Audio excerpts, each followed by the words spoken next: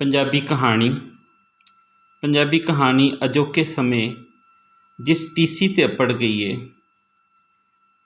ਉਹਦੇ ਵਿੱਚ ਕਈ ਤਰ੍ਹਾਂ ਦੇ ਮੌਜ਼ੂਆਤ ਰਲ ਗਏ ਨੇ। ਅੱਜ ਦਾ ਕਹਾਣੀਕਾਰ ਵਧੀਆ ਬੁਣਤਰ ਲੈ ਕੇ ਅਤੇ ਵਧੀਆ ਬਣਤਰ ਲੈ ਕੇ ਸਾਹਮਣੇ ਆ ਰਿਹਾ ਹੈ।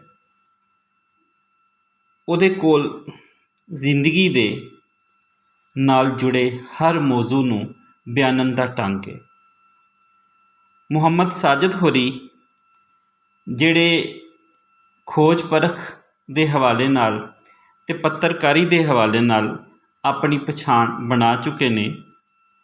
ਉਹਨਾਂ ਦਾ ਸੱਜਰਾ ਕਹਾਣੀ ਪਰਾਗਾ ਕਹਾਣੀਆਂ ਦਾ ਮੇਲਾ ਛਾਪੇ ਚੜ੍ਹਿਆ ਹੈ।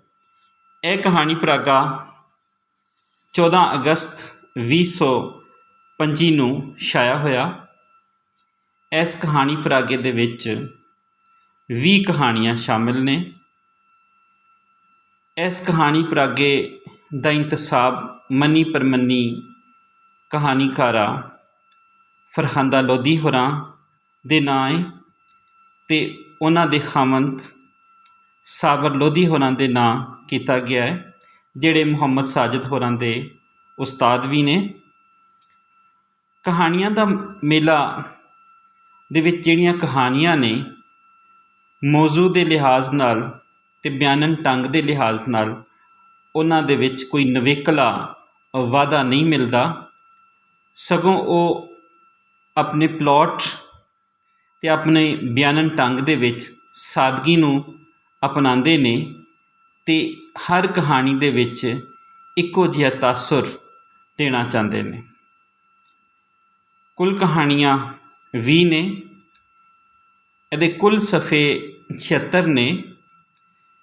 ਕਿਤਾਬ ਨਿੱਕੇ ਸਾਈਜ਼ 'ਤੇ ਵੱਡੇ ਕਿਤਾਬੀ ਫੌਂਟ ਤੋਂ ਆਮ ਕਿਤਾਬੀ ਫੌਂਟ ਤੋਂ ਵੱਡੇ ਫੌਂਟ ਦੇ ਵਿੱਚ ਉਸ ਨੂੰ ਛਾਪਿਆ ਗਿਆ ਹੈ। ਕਿਤਾਬ ਦੇ ਵਿੱਚ ਜੇ ਕੰਪੋਜ਼ਰ ਦੇ ਹਾਲਾਤ ਵੇਖੀਏ ਤਾਂ ਉਹਦੇ ਵਿੱਚ ਅਜੇ ਗਲਤੀਆਂ ਮਿਲਦੀਆਂ ਨੇ ਇਮਲਾ ਦੀਆਂ, ਜਿਹੜੀਆਂ ਪੜ੍ਹਨ ਵਾਲੇ ਨੂੰ ਬਹੁਤ ਬੇਸਵਾਦਾ ਕਰ ਦਿੰਦੀਆਂ ਨੇ। ਇੱਕ ਸਫ਼ੇ 'ਤੇ 10 12 ਗਲਤੀਆਂ ਜਿਹੜੀਆਂ ਨੇ ਉਹ ਵੇਖਣ ਨੂੰ ਮਿਲਦੀਆਂ ਨੇ।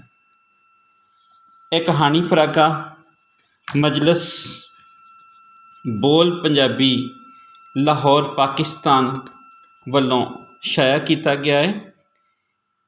ਇਹਦੇ ਵਿੱਚ 20 ਕਹਾਣੀਆਂ ਨੇ, 76 ਸਫ਼ੇ ਅਤੇ ਇਸ ਪਰਾਗੇ ਦਾ ਮੁੱਲ 300 ਰੁਪਏ। ਕਹਾਣੀਆਂ ਦਾ ਮੇਲਾ ਮੁਹੰਮਦ ਸਾਜਿਦ।